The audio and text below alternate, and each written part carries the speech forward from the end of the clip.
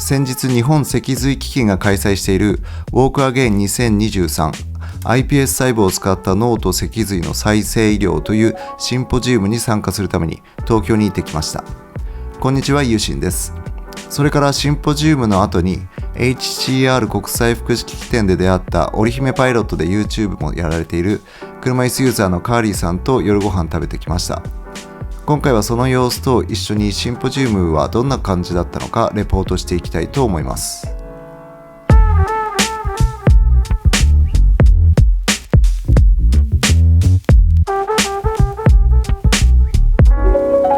とりあえずまず言いたいのが、東北新幹線は以前多目的室を予約することはできなかったんですが、いつの間にか予約することができてました。これはマジで嬉しい。そもそも新幹線の車椅子対応座席というのは本当に居心地が悪くて、新幹線に乗るたびに苦痛だったんですが、多目的室を使うことができればだいぶくつろげるし、とにかく横にもたれて寝れるっていうのがマジで嬉しい。JR の駅員さんはいつもスロープを出してくれたり案内をしっかりしてくれるので、これで車椅子での旅もよりしやすくなりました。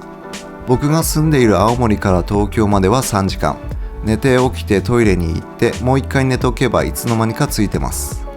東京駅からすぐに山手線で秋葉原のシンポジウム会場に向かいました。シンポジウムの会場では全く撮影できなかったので、合流したカーリーさんとの食事光景を見ながらシンポジウムについて簡単にレポートします。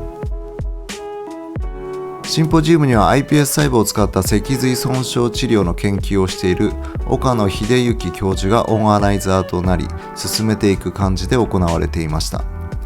出席した先生方の研究の話やパネルディスカッション、参加している人たちの質疑応答といった内容です。ニュースでも知っていましたが、 iPS 細胞を用いた再生医療の人での臨床試験は去年から始まっていて、その近況報告が来年にはできるだろうという話でした。これはおそらく具体的なことがわかると思うので、期待して報告を待ちたいと思います。ただこれは急性期の患者で行われている臨床試験で、僕ら慢性期の患者についてはまだ行われていないということです。参加している人との質疑応答の中で、いつ頃慢性期の脊髄損傷患者が治療を受けるのでしょうかという直球の質問もありましたが、それには具体的なことは言えなくて、近い将来という言葉にとどめていました。そこで率直に感じたのは、脊髄損傷患者で障害に苦しんでいて、今すぐにでも歩きたい、治したいと思っている人にとっては、話を聞いているとおそらく実際には近い将来というよりも、むしろもう少し先になるということです。とにかくもう少し先まで車椅子と一緒に生きていかなければいけないので、 iPS 細胞による再生医療には希望を持ち、注視していきながら車椅子と共に楽しんで生きる生き方を追求していくべきだと感じました。あとは話の中で個人的に興味深かったことがあって、それはアメリカで行われたアンケート調査かなんかで、脊髄損傷患者は歩くということよりも排泄障害や性に関する悩みの方が大きいということを言っていて、それがすごく共感できました。歩くということに関しては車椅子を利用したりすれば不便だけどどうにかなりますが、排泄障害や性に関する問題は精神的にも辛いし、僕自身もずっと悩んでいることです。逆に言うと、歩くことよりも排泄障害や性に関する障害を解決することが脊髄損傷者の生活の質を上げるために重要なことだと改めて感じました。ということで、シンポジウムについては簡単ですがこんな感じです。これカーリーさんと秋葉原の肉の万世っていうところで肉食べてきたんですが、カーリーさん若い頃いろいろやんちゃしていたみたいで、お互いのやんちゃ話しながら食べる肉とビールはめっちゃ美味しかったです。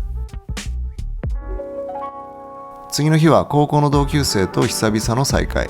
中目黒にあるスターバックスのロースタリーに行ったんですが、めっちゃ並んでいて注文するまでに1時間以上かかりました。友人とはコロナでずっと会っていなかったからネタが溜まっていて、ぺちゃくちゃ喋って、とにかく元気な顔を見れてよかったです。その後東京駅でラーメン食べて、無事帰りの新幹線に乗って帰りました。ということで iPS 細胞を使った再生医療の研究は進んでいて希望があるし、これからも注視していきたいです。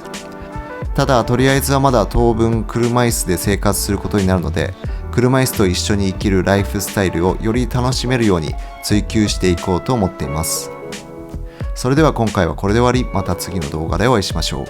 本日ものんびり車椅子漕いでいきたいと思います。